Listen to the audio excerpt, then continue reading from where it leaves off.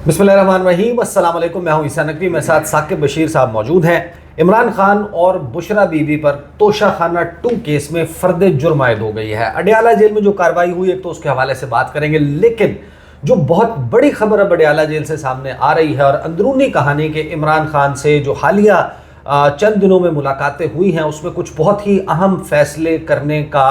तहैया जो है वो लगता ही है कि इमरान खान ने कर लिया है। ये बात ज़बान ज़द-ए-आम है, बहुत सारे लोग पार्टी के अंदर भी तनकीद करते हैं और बाहर से भी ये बातें होती हैं तहरीक इंसाफ के मुतल्लिक और तहरीक इंसाफ की जेल से बाहर मौजूद क़यादत के मुतल्लिक के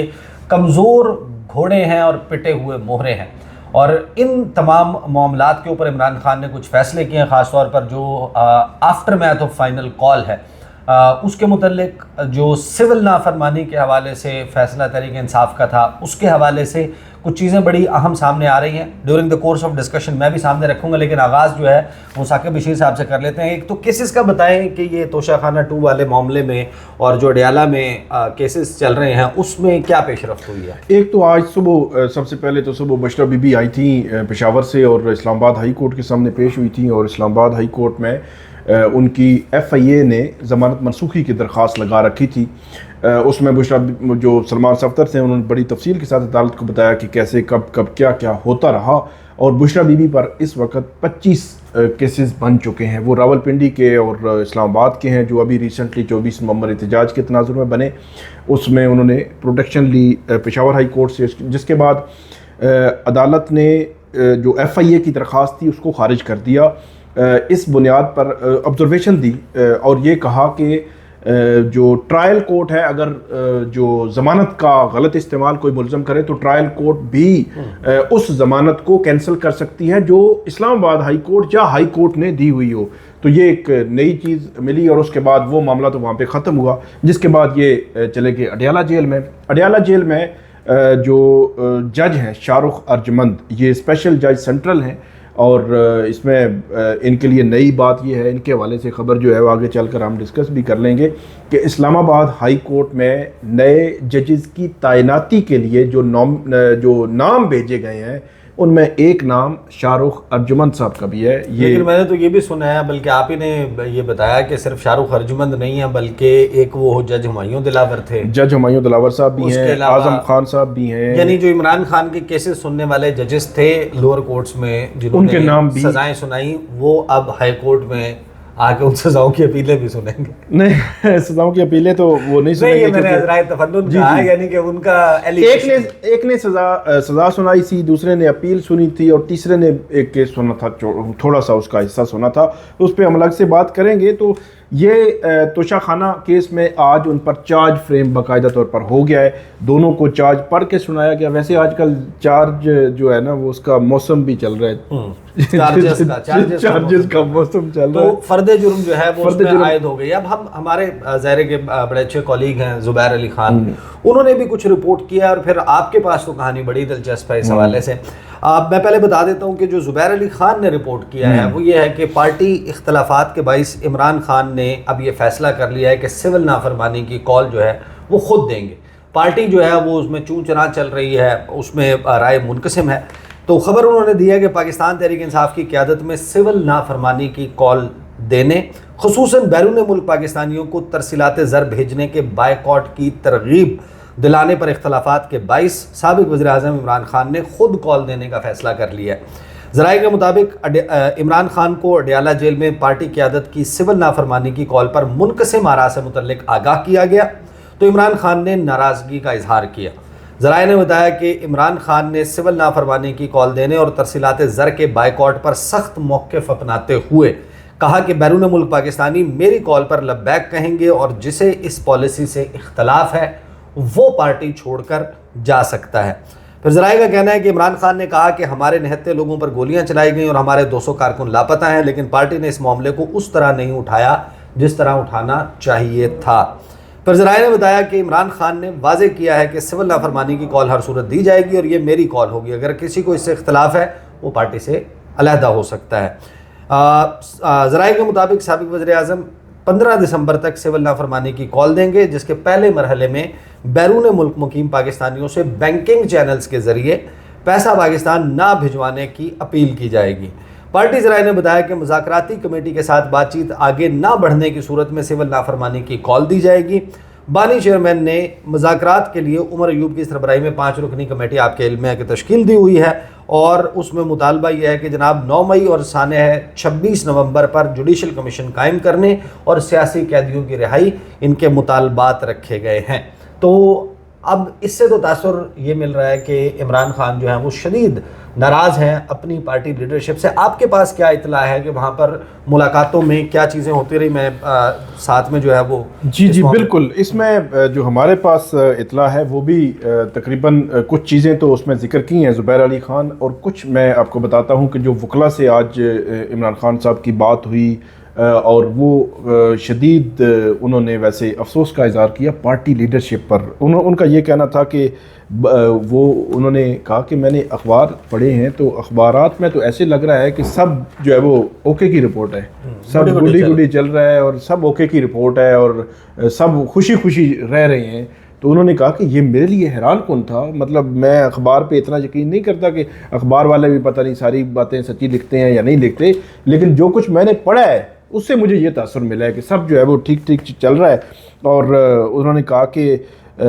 جس طرح معاملات باہر ان کو اس معاملے کو اٹھانا چاہیے تھا پارٹی لیڈرشپ کو، وہ انہوں نے نہیں اٹھایا، مطلب اس طرح کا رول انہوں نے کردار جو ہے وہ ادا نہیں کیا۔ اور جو مجھے کہا گیا کہ پارٹی کے لوگ مسنگ ہیں 200، جو عمر ایوب نے بھی بات کی، تو ان کے نام ان کو سامنے لانے چاہیے، ان کی جو ہے وہ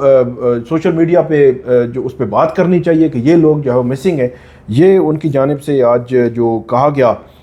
اس کے علاوہ جو ایک تو پارٹی کے حوالے سے انہوں نے بات کی تھی، اور دوسری بات جو فیض حمید ہے کہ 9 مئی میں انہوں نے کہا کہ اگر فیض حمید کو رکھنا ہے تو پہلی تو انہوں نے مطلب یہ بات کی وکلا سے کہ وہ ٹاپ سٹی والا شاید معاملہ ہے، تو جب ان کو یہ کہا گیا کہ اس پریس ریلیز میں 9 مئی کا بھی کہیں ذکر ہے، تو انہوں نے کہا کہ 9 مئی میں رکھنا ہے تو جنرل فیض اس کو باجوہ کو بھی رکھیں، کیونکہ جنرل فیض جب بھی مجھے ملتا تھا تو وہ ملنے کے لیے آتا تھا تو باجوہ کو بتا کے اور مل کے جاتا تھا، تو باجوہ کے پاس جاتا تھا، تو باجوہ کے بغیر تو کچھ بھی نہیں ہوتا۔ لیکن یہ پری 9 مئی کے واقعات کے متعلق ہے، یہ پری 9 مئی کے واقعات سے متعلق کی جو ہے وہ بات انہوں نے کی ہے۔ باقی جو سلمان احمد ہیں جو امریکہ میں ہیں، ان کے حوالے سے جب وکلا نے ان کو بتایا ہے کہ ان کی ٹویٹس ہیں کوئی بشرا بی بی کے حوالے سے، تو اس کو انہوں نے سخت ناراضگی کا بھی اظہار کیا، اور انہوں نے کہا کہ یہ بیہودہ باتیں وہ کر رہے ہیں، اس کی شرم آنی چاہیے تو اس قسم کی وہ باتیں بشرا بی بی کے حوالے سے اور اس قسم کی باتیں جو ہے وہ کر رہے ہیں۔ یہ ہے سارا معاملہ جو عمران خان صاحب نے۔ اس کا مطلب ہم کیا سمجھیں کہ یہ جو پہلے بات چل رہی تھی کہ پریکٹیکلی جو ہے وہ تمام تر اختیارات پارٹی چیئرمین بیرسٹر گوہر جو ہیں ان سے لے لیے گئے ہیں، اب وہ صرف شاید نام کے چیئرمین بچ گئے ہیں، سیاسی حکمت عملی، سیاسی فیصلہ سازی، پالیسی سازی، اس کو ایگزیکیوٹ کرنا، یہ تمام معاملات اب ان سے نکال کر عمر ایوب کے ہاتھ میں دے دیے ہیں، اور یہ جو 5 رکنی کمیٹی ہے مذاکرات والی، تو یہ از دیٹ فائنل ناؤ؟ کیا نہیں، انہوں نے یہ بھی کہا کہ مذاکرات کے لیے کمیٹی میں نے بنائی ہوئی ہے، مذاکرات وہ کریں، لیکن اس کا مطلب یہ نہیں ہے کہ جو ہوا ہے اس پہ خاموش ہو جائیں، بس ٹھیک ہے جی جو ہو گیا، اور جس طرح انہوں نے پارلیمنٹ کے فلور پر جس طرح اس معاملے کو اٹھانا چاہیے تھا اس طرح انہوں نے نہیں اٹھایا، یہ بھی بات انہوں نے کی۔ یقیناً انہوں نے کل جو کچھ پارلیمنٹ کے ہوا تقاریر ہوئی وہ اخبارات میں انہوں نے پڑھ کر یہ جو ہے وہ سٹیٹمنٹ دیا ہے، اور مجھے ایسے لگتا ہے کہ کیونکہ پارٹی کی جو باہر لیڈرشپ ہے وہ 24 نومبر احتجاج کے حوالے سے بھی ان کی رائے مختلف تھی، اور ان کی رائے میں یہ تھا کہ سنجانی رک جاتے ہیں، کچھ چیزیں ایسی ہم مذاکرات چل رہے ہیں آگے بڑھتے جائیں۔ اسی طرح سول نافرمانی پہ بھی ان کی رائے اس قسم کی ہے، کیونکہ جو گورنمنٹ ہے وہ کہتی ہے جی غیر مشروط مذاکرات ہونے چاہیے، مشروط مذاکرات تو نہیں ہیں، جس طرح عمران خان صاحب نے کہا کہ ہمارے 2 ہی مطالبات ہیں، تو یہ تو پھر مشروط مذاکرات کی بات ہے۔ اور دوسری جانب جب سے یہ پی ٹی آئی گئی ہے گورنمنٹ سے بات کرنے کے لیے، تو ایسے تاثر مل رہا ہے جیسے گورنمنٹ پیچھے ہٹ رہی ہے کہ چلیں سوچتے ہیں دیکھتے ہیں 1-2 دن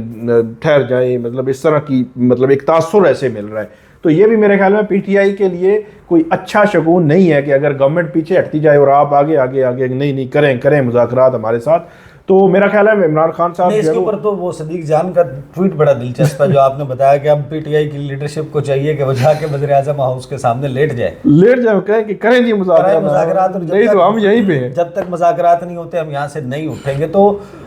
بنیادی طور کے اوپر جو چیزیں اب سامنے آ رہی ہیں، یہ مذاکرات والے معاملے کے اوپر بھی لگتا ہے کہ گیم جو ہے وہ پھنسی ہوئی ہے۔ پہلے حکومت کی طرف سے یہ خبریں پیڈل کروائی گئیں کہ تحریک انصاف کے ساتھ رابطہ ہو گیا ہے، مذاکرات بیک ڈور شروع ہو گئے ہیں، چیزیں آگے بڑھ رہی ہیں، اور پھر اسی کی تردید جو ہے وہ حکومت کی طرف سے کر دی گئی۔ اس کی کیا وجہ سمجھ آئی ہے کہ عطا تارڑ جو ہے اس کے بعد ایسی اس کی وجہ؟ ویسے میں نے کل بھی یہ بات کی تھی کہ محمد زبیر جو ہے ان کی بات مجھے وہ لگتی ہے کہ محمد زبیر کہتے ہیں کہ وہ تو چل کر رہے ہیں، گورنمنٹ جو ہے وہ سکون میں ہے، بس ٹھیک ہے، اب جو ہے وہ ہمارا ہاتھ اوپر ہے اور اب ہماری پوزیشن بہتر ہے اور ہم جو ہے وہ، تو اسی لیے گورنمنٹ جو ہے وہ، اب پہلے تو یہ تھا کہ نہیں ہم مذاکرات کرتے ہیں، آپ پیچھے رک جائیں، یہ کر لیں وہ کر لیں، کچھ بھی نہیں۔ تو اب تو کل سے لے کر اب تک جو مذاکرات کا کوئی ابتدائی دور تو ہو جانا چاہیے تھا نا۔ وہ جو شہباز شریف کی بھی آ گئی، تو شہباز شریف صاحب جناب سردار اعجاز صاحب کے گھر گئے تعزیت کے لیے، جی وہ ملاقات ہوئی نہیں ہوئی، پھر تردیدیں آ گئی، جی ہم تو کسی اور ڈرائنگ روم میں بیٹھے ہوئے تھے تو وہ کسی اور میں تھے، تو مطلب ایک عجیب سی کیفیت ہے نا۔ تو ایک طرف، اور دوسری جانب یہ بھی بڑا پی ٹی آئی کے لیے جو پریشر بھی بن رہا ہے، اور ان پہ میرے خیال میں کہ وہ کلیم کر رہے ہیں کہ ہمارے جو ہے وہ 200 لوگ مسنگ ہیں۔ تو وہ کون سے 200 لوگ ہیں؟ مطلب وہ پتہ ہونا چاہیے نا کہ عمران خان نے بھی یہ بات یہی کی ہے، فلاں ولد فلاں ڈاکخانہ یہ فلاں جگہ پہ کچھ پتہ چلے گا،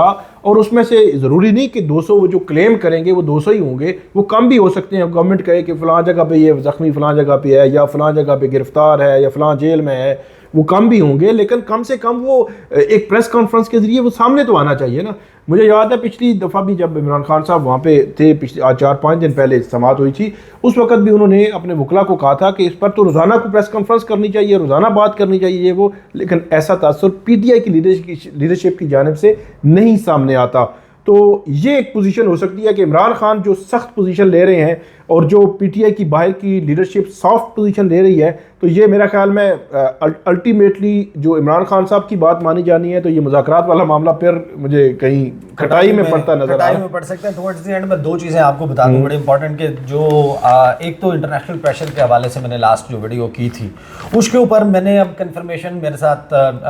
debate with Isa Naqvi news 1 پر میرے شو میں موجود تھے، رانا احسان افضل کوارڈینیٹر ہیں پرائم منسٹر کے، انہوں نے کنفرم کیا کہ انٹرنیشنلی پاکستان سے سوال کیے جا رہے ہیں، مختلف سفیر ڈپلومیٹس سوال کرتے ہیں، اور وہ یہ کہتے ہیں کہ جناب انہوں نے رولا سوشل میڈیا پہ اتنا ڈال دیا، وہ اوورسیز پاکستانی جو کچھ کر رہے ہیں اس کے نتیجے میں ہمارے سے سوالات ہو رہے ہیں۔ لیکن حیران کن طور پر ایک نیا ورژن انہوں نے سامنے رکھا ہے۔ اب ہمارے سامنے بہت زیادہ ورژنز آ چکے ہیں۔ حکومت ہی کے اہم ترین وزراء یا کیبنٹ کابینہ میں وزیر اعظم کے لیفٹ رائٹ بیٹھنے والے لوگ جو ہیں، وہ ڈی چوک پر جو کچھ ہوا اس کے حوالے سے پہلا سٹیٹمنٹ یا پہلا موقف جو کئی دنوں تک جاری رہا حکومت کا، وہ یہ تھا کہ گولی سرے سے چلی ہی نہیں۔ وہ عطا تارڑ صاحب کا موقف تھا، وہ محسن نقوی کا تھا۔ اس کے بعد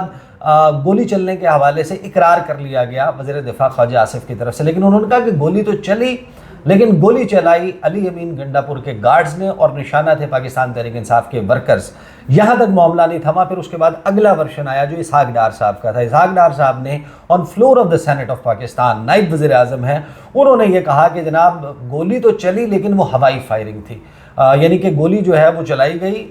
لا انفورسمنٹ ایجنسیز کی طرف سے، اور وہ ہوا میں جو ہے وہ فائرنگ کی گئی تھی، اس کا نشانہ جو ہے وہ کوئی بھی عام شہری نہیں تھا۔ اب یہ 3 ورژن سامنے آئے تھے، اب ایک چوتھا ورژن سامنے آ گیا ہے۔ میں نے سوال کیا جب رانا احسان افضل سے کہ یہ کہا ہے جناب اسحاق ڈار صاحب نے، انہوں نے کہا کہ نہیں جی ایریل فائرنگ کا کہا ہے، انہوں نے یہ تو نہیں کہا کہ ایریل فائرنگ جو ہے وہ لائیو ایمونیشن سے ہوئی تھی، یہ ربر کی گولیاں جو ہیں وہ ان کی ہوائی فائرنگ جو ہے وہ کی جا رہی تھی۔ تو اب وہ جو ربر کی گولیاں لوگوں کو مار رہے تھے، اس کی بجائے انہوں نے بتایا کہ ربر کی گولیاں جو ہیں وہ فضا میں مار رہے تھے، تو لوگ فضا میں کیوں جب چلی، جب تک ان کو لگ رہی تھی وہ کھڑے ہوئے تھے، جب وہ فضا میں چلی تو وہ اتنا ڈر گئے کہ اس خوف سے وہ ہے بھگدڑ مچ گئی۔ یہ اب حکومت کا ایک نیا جو ہے اور چوتھا قسم کا موقف ہے۔ تو یہ اس وقت صورتحال چل رہی ہے، اور لب لباب یہ ہے اڈیالہ جیل سے، اور اڈیالہ جیل کے اندر کی کہانی یہ بتاتی ہے کہ عمران خان سخت نالہ ہیں اپنی ہی پارٹی کی لیڈرشپ سے، اور اپنے سیاسی حریفوں کو ٹف ٹائم، بلکہ اتنا ٹف ٹائم دینے کے بعد کہ حکومت جو ہے وہ آپ کو نام کی نظر نہیں آتی، عمران خان کا جو اس وقت داخلی محاذ ہے وہ بہت ہی بوائلڈ اپ نظر آتا ہے. یہ ہیں جناب ڈیٹیلز، اور انشاءاللہ اگلی ویڈیو میں ہم آپ کو بتائیں گے کہ سپریم کورٹ آف پاکستان وہاں پر کیا ہوا. بہت ہی امپورٹنٹ 2 ڈیولپمنٹس ہو چکی ہیں، اس پر بات کریں گے اگلی ویڈیو میں. مجھے اور ثاقب بشیر کو اجازت دیجیے. اللہ حافظ.